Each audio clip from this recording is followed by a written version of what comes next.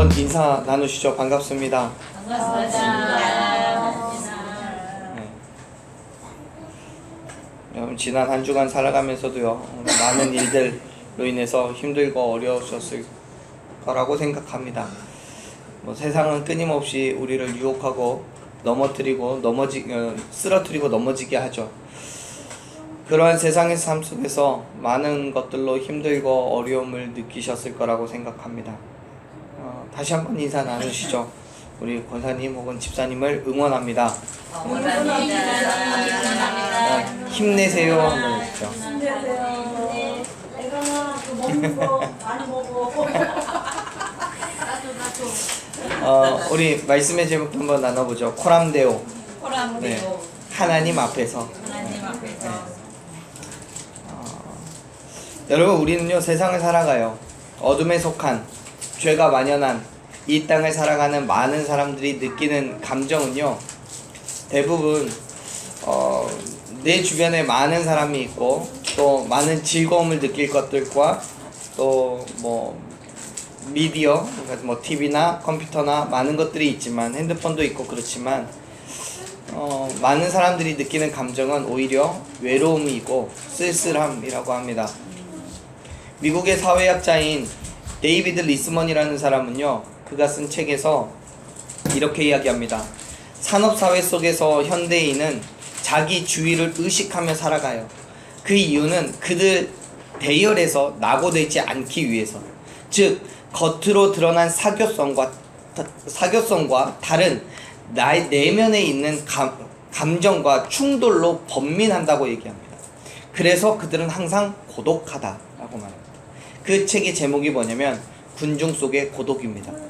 많은 사람들이 내 주변에 있지만 고독한 거예요. 쉽게 풀어보면 이런 말입니다. 오늘날 많은 사람들은 주변에 또 다른 많은 사람들과 살아가요. 더불어 살아가고 있지만, 연합하여 살아가고 있지만, 그 안에서 만족을 누리고 삶의 결과물을 만들어내는 게 아니라 오히려 세상 사람들로부터 뒤처지지 않기 위해서 나를 다그치면서 살아간다는 거예요. 즉 겉으로 드러나는 그런 사교적인 모습은 긍정적인 의미에서의 사교성이 아니라 세상에 도태되지 않기 위한 처절한 몸부림이라는 거죠. 그러니 얼마나 힘들겠습니까? 매번 사람들 그 속에 섞여 살아가기 위해서 요즘에는 여러분 들어보셨는지 모르겠습니다. 인싸라고 합니다. 인싸가 뭐냐면 인사이드라고 해서 무리 안에 속해 있는 사람, 누군가의 관심을 받고 누군가에게 인정받는 그런 삶을 살아가려고 무지하게 노력합니다. 내 성격과는 전혀 다른, 내 성품과는 전혀 다른 모습들을 보여주려고 하는 거죠. 그렇지 않은 사람들을 아싸라고 합니다. 아웃사이더요. 소외되어 있는 사람들이라는 거죠. 그렇게 소외되지 않기 위해서 내 삶을 다그치는 거예요. 얼마나 피곤해요. 힘들어요.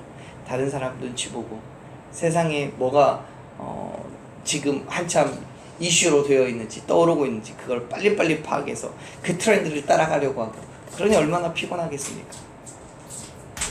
결국 그러한 삶은 공동체에 속해 있지만 진정한 의미에서 공동체에 속해 있는 게 아니라 단지 다른 사람들과 함께 있고자 하는 의도를 가지고 있는 것이기 때문에 많은 사람들이 내 주변에 있지만 여전히 외롭고 쓸쓸함을 느끼는 거예요. 그게 군중 속의 고독입니다. 사랑하는 여러분 세상 속에서 저와 여러분 또한 군중 속의 고독함을 느낍니다. 세상에 많은 사람들이 있지만 그들과 동화되지 않고 또 동화될 수도 없는 그러한 삶을 살아가고 있기 때문에 그런 거죠. 우리가 살아가고 있는 삶, 그 삶이 무슨 삶이에요? 그리스도인의 삶이에요. 그러한 그리스도인의 삶을 살아가다 보면 세상은 자연스럽게 멀어지고 오히려 비난과 조롱 그리고 억울한 일들을 겪기 마련입니다. 그때마다 사랑하는 여러분, 그럼에도 불구하고 그 믿음의 자리를 포기하지 마십시오. 왜냐하면 하나님께서 함께 하시기 때문입니다. 세상에서 우리에게 뭐라고 하든지 어떤 어려움과 억울한 일을 당하든지 하나님께서는 여전히 저와 여러분 가운데 함께하고 계심을 믿으시길 바랍니다. 하나님께서 우리와 함께 하시기 때문에 세상의 그 어떤 상황 속에서도 우리는 기쁘고 즐거울 뿐만 아니라 힘들고 어려운 상황 속에서도 끝까지 그 자리를 지킬 수 있음을 믿습니다. 우리와 함께 하신 하나님께서 우리에게 힘과 능력을 주시기 때문임과 동시에 우리에게는 하나님께서 나와 함께하고 계시기 때문에 그의 시선을 느끼며 하나님께서 나를 보고 계심을 인식하고 있기 때문이죠. 그것을 코람 데오라고 합니다. 라틴어로 하나님께서 보고 계신다는 뜻이에요. 하나님께서 나를 보고 계시기 때문에 내가 하나님 앞에 죄를 지을 수 없는 거고, 하나님께서 나를 보고 계시기 때문에 세상의 그 어떤 힘듦과 어려움 속에서도 이겨낼 수 있는 그 능력을 우리가 받게 된다는 겁니다. 요셉에게 그 믿음이 있었기 때문에 하나님께서 자신과 함께하고 계심을 믿고 또 자신의 모든 행동과 생각과 뜻을 살피고 계심을 인식하기 때문에 결코 죄와 타협하지 않는 그 믿음의 태도를 유지할 수 있었던 거예요. 오늘 저와 여러분에게 말씀을 통해서 발견되는 그 요셉의 믿음, 즉 하나님 앞에서 죄와 타협하지 않는 그 믿음, 그러한 믿음이 동일하게 있기를 간절히 축원합니다. 하나님께서는 반드시 그 믿음 가운데 크고 놀라운 축복으로 역사해 주실 줄로 믿습니다. 자, 우리가 잘 아는 꿈꾸는 요셉은 형들에 의해서 애굽으로 팔려갑니다. 그리고 바로 왕의 친위대장인 보디발의 집에서 노예로서의 삶을 시작합니다. 그때 요셉의 나이는 17이에요. 그 어린 나이에 요셉은 사랑받는 아들의 자리에서 한순간에 노예로 전락한 삶을 살아가며 12년 동안 종의 훈련을 받습니다. 12년을 살아요. 종으로서의 요셉은 하나님을 모르는 애굽의 친위대장 보디발의 눈에 보기에도 믿음직스러웠습니다. 결국 보디발은 요셉에게 그의 모든 소유물을 주관하게 하는 가정 총무의 직책을 맡겼어요. 하나님을 믿지 않는 사람의 눈에도 하나님께서 그와 함께하고 계심이 보였다면 그건 분명히 요셉의 삶이 다른 사람들과는 뭔가 달랐기 때문인 거죠. 그 다른 게 뭐예요? 그 다른 게 뭐겠습니까? 바로 요셉은 늘 자신을 바라보고 계시는 하나님의 시선을 느낀 거예요. 한번 보죠. 7절에서 보면 이렇게 이야기합니다. 7절 말씀 읽습니다. 그 후에 그의 주인의 아내가 요셉에게 눈짓하다가 동침하기를 청하니, 6절의 말씀을 보면, 그 앞전에 있는 6절의 말씀을 보면 요셉은 용모가 빼어나고 아름다운 사람이라고 표현하고 있습니다. 그의 모습이 아마도 오늘날 꽃미남 연예인 같았을 것 같나 봅니다. 물론 그때와 지금의 미의 기준은 다르긴 하겠지만요. 그토록 잘생긴 사람이 너무도 지혜롭게 일을 하는 것을 보고 보디발의 아내는 요셉을 유혹하기 시작합니다. 처음에는 눈짓으로 시작했던 유혹이 점점 정도가 넘어서서 동침을 요구하기까지 이르렀어요. 보디발의 아내는 어쩌다가 한번 갑작스럽게 충동적으로 요셉을 유혹하고 있는 게 아니에요. 지속적으로 끈질기게 계속해서 요셉에게 동침을 요구하고 있는 겁니다. 이때 요셉은 그의 요구를 단호하게 거절해요. 말씀 봅니다. 8절 9절 같이 읽습니다. 요셉이 거절하며 자기 주인의 아내에게 이르되 내 주인이 집안의 모든 소유를 간섭하지 아니하고 다 내 손에 위탁하였으니 이 집에는 나보다 큰 이가 없으며 주인이 아무것도 내게 금하지 아니하였어도 금한 것은 당신뿐이니 당신은 그의 아내임이라. 그런즉 내가 어찌 이 큰 악을 행하여 하나님께 죄를 지으리이까. 아멘.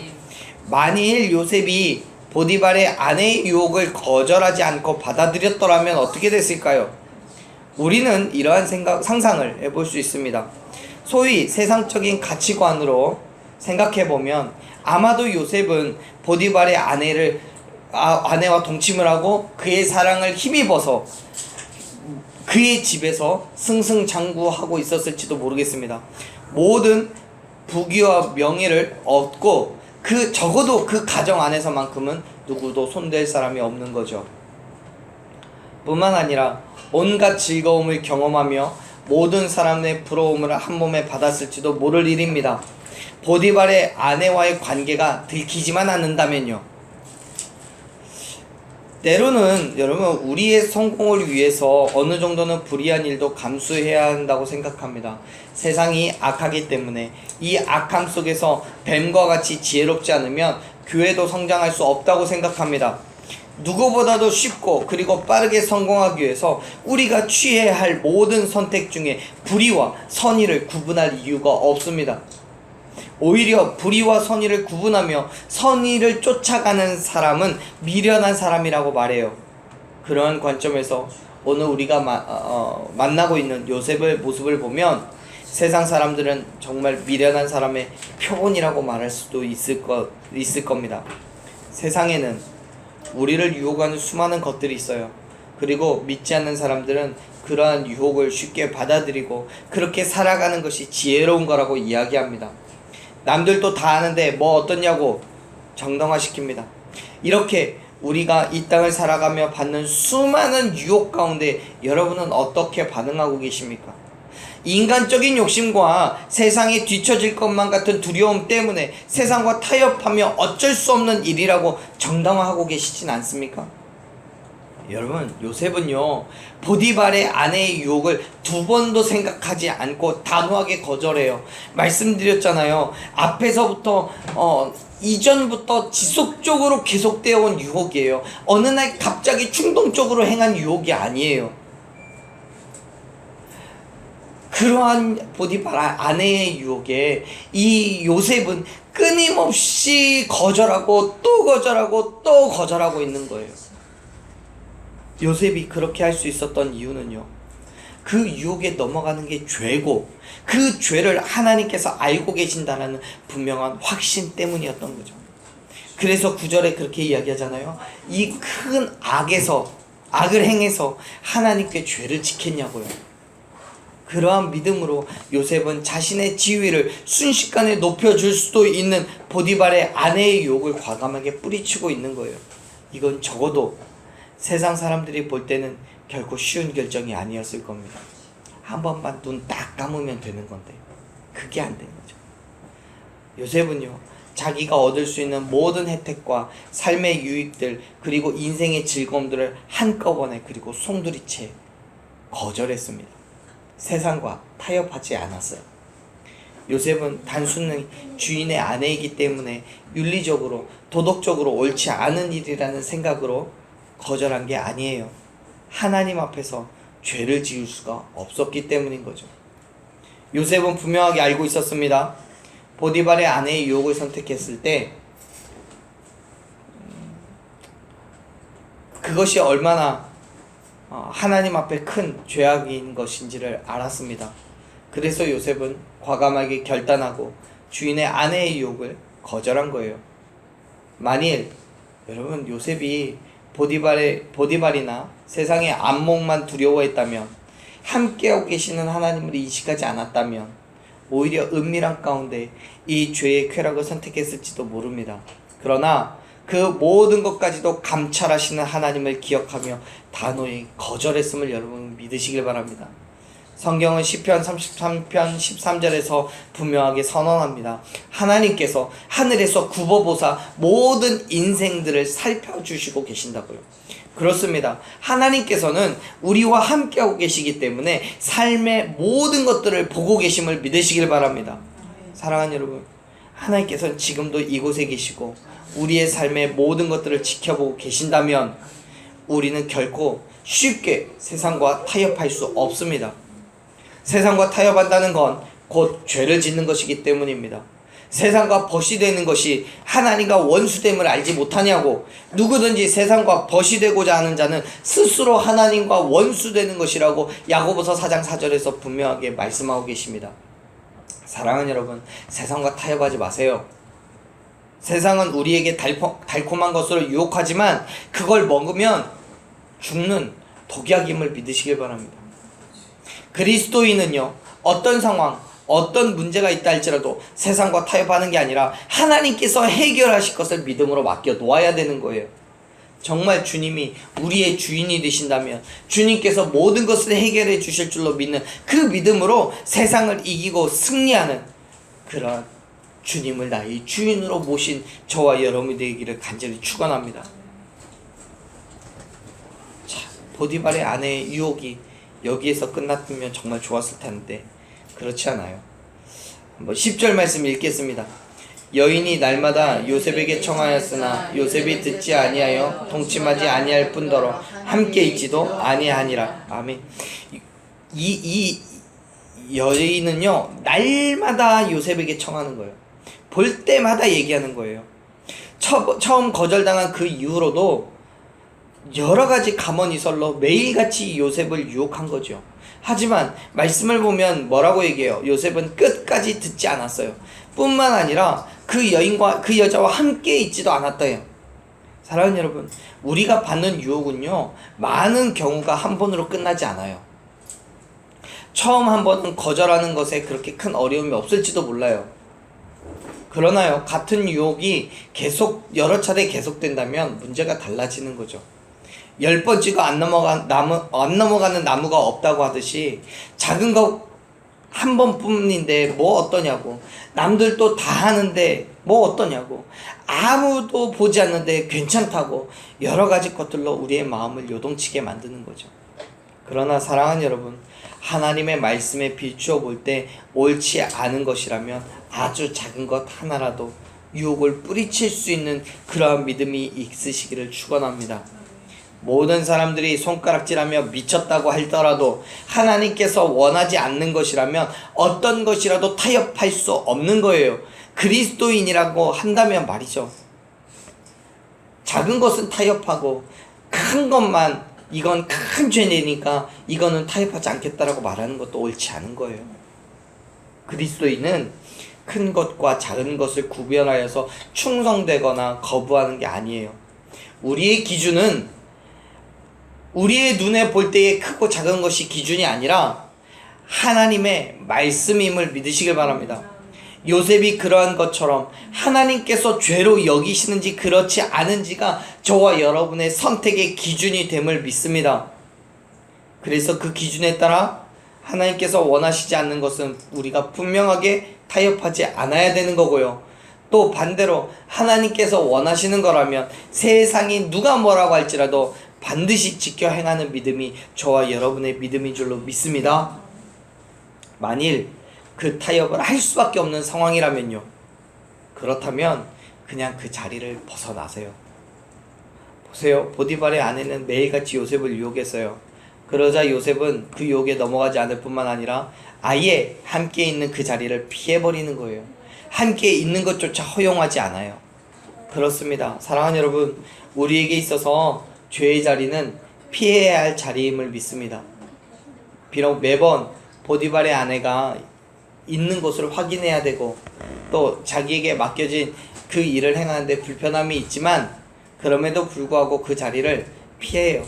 왜요? 하나님 앞에서 죄를 짓고 싶지 않기 때문에요. 하나님 앞에서 온전한 그리스도인의 삶을 살기를 원하기 때문에요. 사랑하는 여러분, 요셉은 하나님의 법도와 율례를 따라 살아가는 것을 포기하지 않아요. 그리스도인된 삶을 여러 가지 불편함과 어려움이 존재함에도 불구하고 여전히 그 불편을 감수하며 그리스도인으로 살아요. 왜요? 하나님 앞에서 온전한 그리스도인으로서 살아가는 것이 그 삶의 목표이기 때문에요. 물론 그런 결단으로 어떤 형태로든 어려움에 처할 줄도 알지만요, 불편하지만 그럼에도 불구하고 하나님의 말씀을 포기하지 않고 세상과 타협하지 않아요. 사랑하는 여러분, 저와 여러분은 세상의 유혹과 하나님의 법 사이에서 절대로 두 마리의 토끼를 잡을 수가 없습니다. 어느 것 하나를 선택하면 다른 것 하나는 반드시 포기해야 되는 거예요. 우리의 선택으로 인해서 세상의 불의함을 당할 수 있습니다. 어려움을 당할 수 있고요, 불편도 있을 수 있어요. 왕따 당할 수도 있고요. 그럼에도 불구하고 여전히 저와 여러분의 기준은 하나님이기를 간절히 축원합니다. 하나님 앞에서 세상과 타협하지 않기를 소망합니다. 요셉처럼요. 어느 날 요셉은 예전처럼 맡겨진 일을 하기 위해서 보디발의 집으로 갔습니다. 마침 집에는 보디발의 아내를 제외하고 다른 사람들이 하나도 없었어요. 그때 보디발의 아내는 요셉의 옷을 잡고 매달립니다. 그러자 요셉이 어떻게 해요? 옷을 벗어 던지고 집을 뛰쳐나가요. 보디발의 아내는 정말 뻔뻔하게도 자기의 잘못을 감춰두고 오히려 사람들을 불러서 요셉을 모함하기 시작합니다. 요셉이 자기를 겁탈하려고 했는데 사람들을 부르는 소리를 듣고 놀라서 옷만 벗어두고 도망쳤다는 거예요. 자, 이제 요셉의 행위가 그렇지 않음에도 불구하고 보디발의 아내의 모함을 받아 큰 어려움에 처하게 됩니다. 보디발의 아내는 요셉의 옷을 두고 보디발이 돌아오자 다 일러바칩니다. 물론 거짓말이에요. 하지만 보디발은 요셉에 대한 신뢰를 버리고 심하게 분노합니다. 그리고 옥에 가둬버려요. 말씀을 같이 읽겠습니다. 19절 20절 같이 읽습니다. 그의 주인이 자기 아내가 자기에게 이르기를 당신의 종이 내게 이같이 행하였다는 말을 듣고 심히 노한지라. 이에 요셉의 주인이 그를 잡아 옥에 가두니 그 옥은 왕의 죄수를 가두는 곳이었더라. 요셉이 옥에 갇혔으나 아멘. 말도 되지 않는 모함을 받은 요셉은 보디발의 그 어떤 어려움에도 그 어떤 불편함에도 그의 감정을 표시하지 않고 그냥 감옥에 갇혀버립니다. 잘못도 없는데 모함을 받아 어려움을 겪게 되는 거예요. 그런데요, 그때의 요셉은요, 보디발을 향해서 그 어떤 불평이나 불만도 하지 않아요. 항변도 하지 않아요. 자기를 변호하지 않아요. 왜요? 요셉은 알고 있었거든요. 뭘 알았을까요? 하나님께서 자기와 함께하고 계신다는 사실을 알았어요. 끊임없이 지켜보고 계신다는 사실을 확신했습니다. 하나님 앞에 내가 서 있다는 사실을 인정했기 때문에 그는 그 어떤 것도 하나님께 맡겨놓았지 자기의 억울함을 드러내지 않는 거예요. 그렇기 때문에 하나님 앞에서 하나님의 말씀을 붙들고 그의 말씀의 삶의 기준으로 삼을 때 하나님께서는 그와 함께하고 계시고 그의 도움이 되신다는 사실을 요셉은 알고 있었던 거죠. 그래서 자기가 받는 모든 유혹을 뿌리치고 어떤 식의 어려움이든 있을 줄도 알았지만 하나님께서 함께 하실 것을 알았기 때문에 요셉은 아무런 저항 없이 믿음으로 보디발의 처분을 그냥 따라간 거예요. 자신의 삶의 전부를 하나님 앞에 놔두고 하나님의 도우심과 역사하심을 기대했던 요셉이었음을 믿으시길 바랍니다. 사랑하는 여러분, 우리가 세상의 유혹을 거부했을 때 어떤 모습으로든지 우리에게 문제는 찾아옵니다. 어떤 때에는 마음의 불안함으로, 어떤 때는 인간관계의 단절로, 또 어떤 경우에는 이유를 알 수 없는 억울한 고난으로 우리의 삶을 뒤흔들 일이 생깁니다. 그러한 때에도 사랑하는 여러분, 끝까지 하나님의 말씀을 붙들어야 함을 믿으시길 바랍니다. 그 말씀을 우리의 삶의 기준으로 삼을 때 저와 여러분 가운데 함께 하시는 하나님, 우리의 도움이 되시며 피할 바위가 되시는 든든한 반석과도 같은 하나님을 만날 수 있음을 믿으시길 바랍니다. 왜요? 하나님께서 우리를 보고 계시잖아요. 어떤 믿음의 삶을 사는지, 어떤 문제가 있는지, 어떤 간구가 있는지 지금도 살펴보고 계시잖아요. 그렇기 때문에 우리에게 있는 그 어떤 어려움과 고난 가운데서도 세상과 타협하지 않는 믿음의 태도를 보일 때 하나님께서 역사하심을 믿으시길 바랍니다. 하나님께서는 요셉에게 그렇게 만나주신 거예요. 한번 보죠. 22절 23절 읽습니다. 간수장이 옥중 죄수를 다 요셉의 손에 맡김으로 그 재반 사물을 요셉이 처리하고 간수장은 그의 손에 맡긴 것을 무엇이든지 살펴보지 아니하였으니 이는 여호와께서 요셉과 함께 하심이라. 여호와께서 그를 범사에 형통하게 하셨더라. 아멘. 요셉은요, 억울한 모함 가운데 감옥에 갇히게 되었지만 하나님은 그의 법을 지켜서 세상의 유혹을 과감하게 거절한 요셉에게 은혜를 베풀어 주셨습니다. 그가 있는 곳에서 인정을 받고 세움을 받았습니다. 요셉이 간수장에게 뇌물 줬대요? 아니면 아부를 했대요? 그렇지 않아요. 하나님께서 요셉과 함께 하셨다라는 그 이유 하나만으로 요셉은 그 안에서 간수장에게 인정받았습니다. 하나님께서 요셉을 범사에 형통케 하셨음을 믿으시길 바랍니다. 세상 속에서 살아가고 있지만 자신의 삶이 하나님 앞에 있음을 인정하고 하나님의 시선을 느끼며 세상의 유혹을 거부한 요셉에게 하나님께서 역사하셨음을 믿으시길 바랍니다. 사랑하는 여러분, 지금 저와 여러분의 삶이 하나님의 법을 따라 살아가느라고 어떤 세상의 유혹을 거절하셨습니까? 그것 때문에 어떤 어려움을 겪고 어떤 억울한 일을 당하셨습니까? 세상의 방법이라면 간단하게 해결할 수 있는 그 일을 하나님의 방법대로 하느라고 어려워하고 계십니까? 여러분, 염려하지 마십시오. 걱정하지 마십시오. 얼마 되지 않아 지금의 어려움이 변하여 큰 축복으로 찾아오는 마치 전화위복과 같은 하나님의 인도하심을 경험하게 될 줄로 믿습니다. 왜요? 하나님이 저와 여러분과 함께하고 계시기 때문에요. 우리의 삶이 하나님 앞에 놓여져 있기 때문에요. 하나님의 공의, 하나님의 바람을 따라 살아가는 우리에게 지금 당장은 어려움이 있고 힘듦도 있고 억울한 일도 당할 수 있을지 모르겠지만 그 일이 결코 하나님 앞에서 영원히 계속되지 않을 일임을 여러분 믿으시길 바랍니다. 그렇기 때문에 하나님 앞에 삶의 모든 것을 내려놓으십시오. 코람데오, 하나님 앞에서 온전한 그리스도인의 삶을 결단하십시오. 마치 요셉이 보디발의 아내의 유혹을 거절할 때는 어떤 모습으로든지 어려움이 찾아올 줄 알았지만 그럼에도 불구하고 하나님의 말씀을 그 기준으로 삼아 유혹을 뿌리친 것처럼 하나님의 말씀을 포기하지 않고 삶의 기준으로 삼고 나아갈 때에 우리에게 주어져 있는 그 모든 어려움들이 마침내 하나님의 놀라운 은혜로 그 축복으로 삶의 형통함으로 변하게 될 줄로 믿습니다.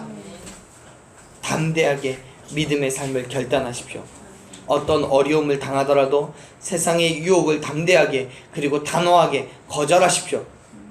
요셉처럼 하나님께서 기뻐하시지 않는 일이라면 세상에 많은 사람들이 미련하다고 손가락질 하더라도 당연하다는 듯이 포기할 수 있는, 거절할 수 있는 믿음이 저와 여러분에게 있기를 간절히 축원합니다. 기억하십시오. 하나님께서는 저와 여러분 가운데 함께하고 계십니다. 하나님의 인지하심을 인정하십시오. 하나님의 시선을 느껴보십시오. 우리를 끊임없이 바라보고 계시는 하나님을 믿으십시오. 시편 121편 4절에서 말씀하시듯이 하나님께서는 졸지도 아니하시고 주무시지도 아니하시며 저와 여러분을 지켜주실 줄로 믿습니다. 우리 한번 고백해보죠. 이렇게 고백합니다. 하나님께서 나와 함께 하십니다. 하나님께서 나와 함께 하십니다.